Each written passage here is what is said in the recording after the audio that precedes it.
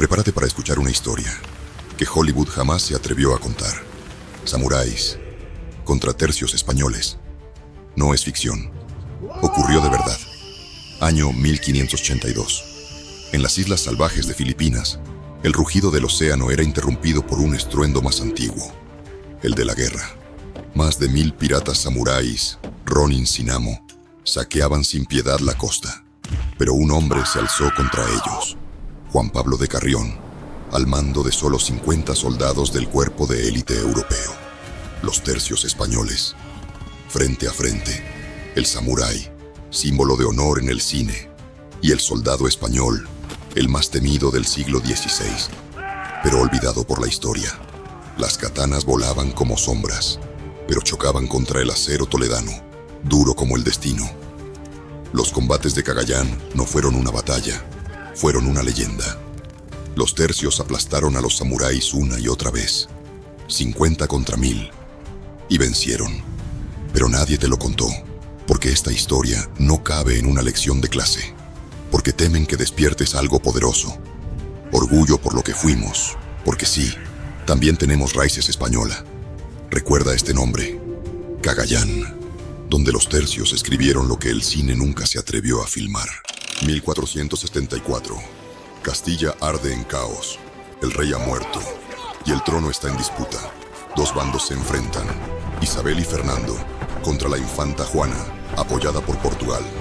La guerra se acerca. El rey Fernando llama a todos los hombres a las armas, pero en un pequeño pueblo de León no hay hombres que marchen, solo una mujer, llamada Leonor. Entonces, toma una decisión que cambiará su destino. Se disfraza de caballero y parte a la guerra. Bajo el nombre de El Caballero de Arintero, cabalga con honor. Lucha con valentía, gana el respeto de los soldados y se convierte en una leyenda oculta. En la batalla de Toro, su espada se alza como un rayo en la tormenta. Nadie imagina que bajo ese yelmo late el corazón de una mujer. Pero toda verdad sale a la luz. Su identidad es revelada y el ejército queda en silencio. Una mujer, entre caballeros, ¿cómo es posible? El asombro se transforma en respeto. El rey Fernando, conmovido, le otorga honor y privilegios. Leonor regresa a casa, no como una dama, sino como una leyenda. España, año 1099. Valencia está sitiada y su mayor héroe yace en su lecho de muerte. El Cid campeador, defensor de la cristiandad, ha caído enfermo. Los almorávides rodean la ciudad con sed de conquista. El pueblo teme. Sus esperanzas se apagan con la noticia. El Cid ha muerto. Pero antes de cerrar los ojos, le hizo una última promesa a su esposa Jimena. Déjame luchar una vez más. Y Jimena cumplió. Vistió su cuerpo con la armadura. Lo ató a su corcel Babieca. Y así, muerto, lideró la última carga. Los soldados lo vieron, imponente sobre su caballo, como un espectro invencible, y lo siguieron, con furia, con fe, con fuego. Los almorávides, al ver al Cid regresado de la tumba, huyeron aterrados, y la batalla fue ganada. Así fue como un hombre peleó su última guerra después de morir. Año 1686. Europa tiembla al borde del abismo. El Imperio Otomano, imparable, despiadado, amenaza con borrar al cristianismo del mapa. Pero en Buda, hoy Budapest, 300 soldados españoles, hombres de los tercios, esperan el juicio del acero.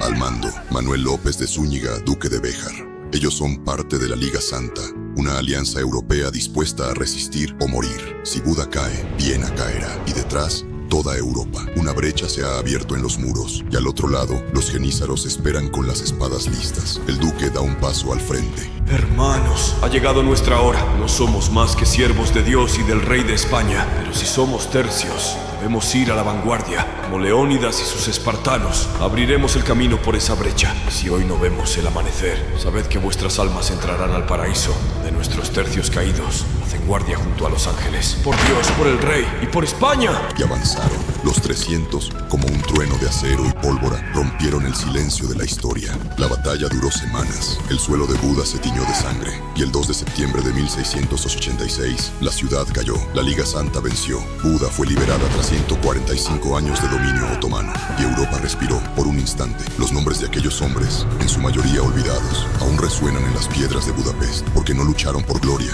sino por algo más grande, por Dios, por el rey y por España. Cuba ardía en una guerra. Al otro lado del mundo, en Madrid, nacía un niño. Lo abandonaron al nacer. Lo dejaron solo, con un nombre escrito en un papel. Eloy Gonzalo. Nació pobre, creció luchando. Aprendió a sobrevivir, sin deberle nada a nadie. Un consejo de guerra lo mandó a prisión. ¿Su delito? Amenazar al superior que sorprendió en la cama con su prometida. Años después, acogido a una ley de amnistía, escribió: «Quiero limpiar mi honra derramando mi sangre por la patria». Y fue llamado. Con una condena a cuestas, pidió redención. Destino: Cuba. Había una guerra que librar. En Cascorro, su regimiento fue rodeado por 2000 insurrectos, los mambises cubanos. Tras 13 días de bombardeos, Eloy se ofreció voluntario. Una misión suicida: incendiar la posición enemiga. Pidió solo una cosa: que lo ataran con una cuerda, para recuperar su cuerpo cuando muriera. Pero no murió. Quemó la caseta. Volvió, caminando entre balas como un espectro invencible, y salvó a todos. Así nació el héroe de Cascorro. Un año después, murió, no por las balas, sino por hambre. Hoy, pocos recuerdan su nombre. Su memoria descansa en Madrid, en el memorial a los que lo dieron todo por la patria. ¿Sabías que un almirante castellano hizo temblar Inglaterra siglos antes de la Armada Invencible? Siglo XIV. Europa arde en la Guerra de los 100 años, mientras todos miran a Francia. Un nombre resuena en los mares: Fernando Sánchez de Tobar. No era un simple almirante, era el azote de las costas inglesas. Entre 1374 y 1380, arrasó ciudades como Rye, Portsmouth y Plymouth. Incendió pueblos, robó suministros, sembró el miedo. Pero su golpe más audaz llegó en 1380. Junto a la flota francesa, remontó el mismísimo río Támesis. Llegó hasta Gravesend, a las puertas de Londres. Nunca tocaron la capital, pero el mensaje fue claro: Inglaterra no era intocable. Y sin embargo, la historia lo olvidó. Hoy lo recordamos, porque antes de la Invencible, ya hubo quien desafió al imperio. Y su nombre era Fernando Sánchez de Tobar. ¿Sabías que España fue traicionada por su propio gobierno? En 1898, España aún tenía una de las armadas más poderosas del mundo. El genio Isaac Peral había inventado el primer submarino eléctrico, una máquina capaz de hundir flotas enteras por sí sola. Pero mientras Estados Unidos deseaba apoderarse de Cuba tras años de intentos fallidos de compra, decidió declarar la guerra. Y aquí viene lo grave. Antes de que se disparara un solo cañón, el presidente del gobierno español, Sagasta, ya había sido comprado. Ordenó retrasar refuerzos, frenó la flota y facilitó la rendición más humillante de la historia. Así, sin pelear, España entregó Cuba, Puerto Rico, Filipinas y Guam a cambio de nada. Millones de españoles fueron abandonados. Tuvieron que dejar su hogar, su tierra, su historia. Todo por una traición firmada desde Madrid. 1898 no fue una derrota militar, fue una puñalada política. Año 1888. Isaac Peral, oficial de la Armada Española, diseña algo que cambiaría la historia naval para siempre. El primer submarino torpedero eléctrico funcional del mundo. Con el respaldo inicial del gobierno, el prototipo se prueba con éxito en Cádiz. Navega, lanza torpedos sin carga y se sumerge como un fantasma bajo la bahía. Pero el miedo al cambio y la política pesaron más que la innovación. El ministro de Marina, Rafael Rodríguez Arias, rechaza el proyecto. Solo la reina María Cristina interviene a favor de Peral. Se hacen nuevas pruebas, pero cada paso lleno de trabas. 10 años después, en 1898, el acorazado Maine explota. Estados Unidos encuentra su excusa perfecta para declarar la guerra. Y España responde con caos, con debilidad. Cuba, Puerto Rico, Filipinas y Guam, cedidos sin condiciones. Una flota obsoleta, un submarino olvidado, un imperio que cae en silencio. Millones quedaron atrás, arrancados de su patria, traicionados por quienes debían defenderla. El submarino de Peral nunca fue usado, y con él se hundió también la última esperanza. Imagínate entregar oro por un pedazo de vidrio, sin saber que estabas vendiendo tu mundo. Así empezó todo. Los españoles llegaron con espejos brillantes y sonrisas amables. Los indígenas, al ver su reflejo por primera vez, creían que era un objeto sagrado. A cambio, ofrecían oro puro como muestra de respeto. Pero esa inocencia fue usada en su contra. Después vinieron las armas, el fuego y la esclavitud. Pero escucha bien, el primer golpe no fue con una espada, fue con un espejo. Mientras uno se veía en su reflejo, el otro ya pensaba en conquistar su tierra y borrar su historia. Todo comenzó con un destello de luz y terminó en siglos de oscuridad. ¿Fue un trueque inocente o el primer paso de una traición planeada? Déjame tu opinión en los comentarios. ¿Crees que Hernán Cortés conquistó Tenochtitlán con un puñado de españoles? Presta atención que te voy a decir verdades como puños. En 1519 Cortés entró a la gran Tenochtitlán con apenas 500 hombres, pero bajo su aparente diplomacia con Moctezuma, había un plan maestro: aliarse con los enemigos del imperio. Los tlaxcaltecas, humillados por años de guerras floridas, y los texcocanos, traicionados por el poder mexica, se unieron a los españoles. Juntos formaron un ejército de hasta 200,000 guerreros indígenas, enfrentándose a aproximadamente 40,000 guerreros mexicas. Esto no fue una invasión, fue una guerra civil. Durante 80 días, Cuauhtémoc lideró una resistencia épica. Los mexicas, diezmados por la viruela y el hambre, combatieron entre cuerpos sin vida y canales envenenados. Vendieron a sus hijos por comida, quemaron sus propias casas para frenar al enemigo, pero los cañones y las alianzas de Cortés los asfixiaron. Cuando la ciudad cayó el 13 de agosto de 1521, el lago ya no era azul, era rojo. La conquista no la decidieron las espadas españolas, sino las grietas en Mesoamérica. Cortés no venció a un imperio, lo despedazó desde dentro. Esto fue un golpe de estado en toda regla. Eso sí, incentivado por los españoles bajo el principio universal de divide y vencerás. ¿Sabías que cuando llegaron los primeros españoles a estas tierras mencionaron que existían gigantes en las sierras?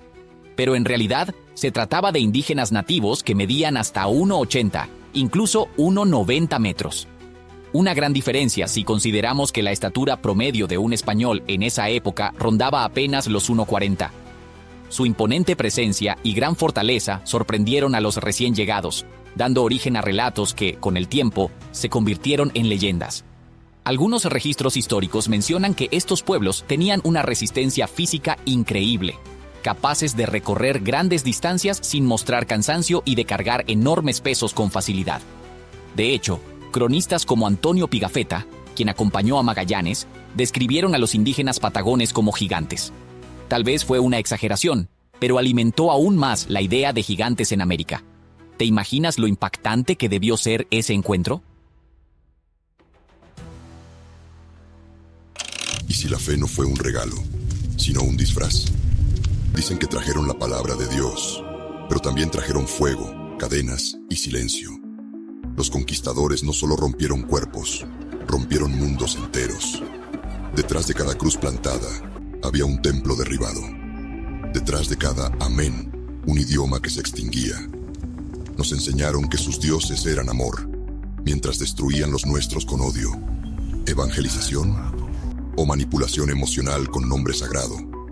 El pecado les sirvió para controlarnos, el infierno para asustarnos y la culpa para hacernos obedecer.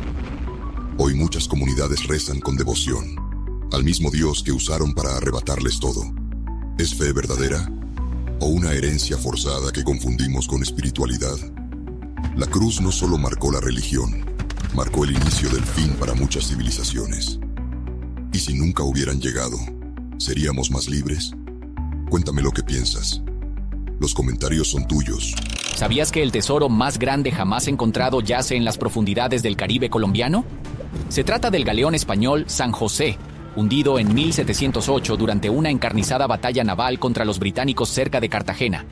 Este navío transportaba una carga estimada en más de 17.000 millones de dólares en oro, plata y esmeraldas destinadas a financiar la corona española. Tras más de 3 siglos de misterio, en 2015, la Armada colombiana localizó los restos del San José a más de 600 metros de profundidad. Este hallazgo desató una compleja disputa internacional por la propiedad del tesoro, involucrando a Colombia, España y grupos indígenas bolivianos. Hoy, el San José es considerado el santo grial de los naufragios, no solo por su inmensa riqueza, sino por los secretos históricos que alberga en su interior.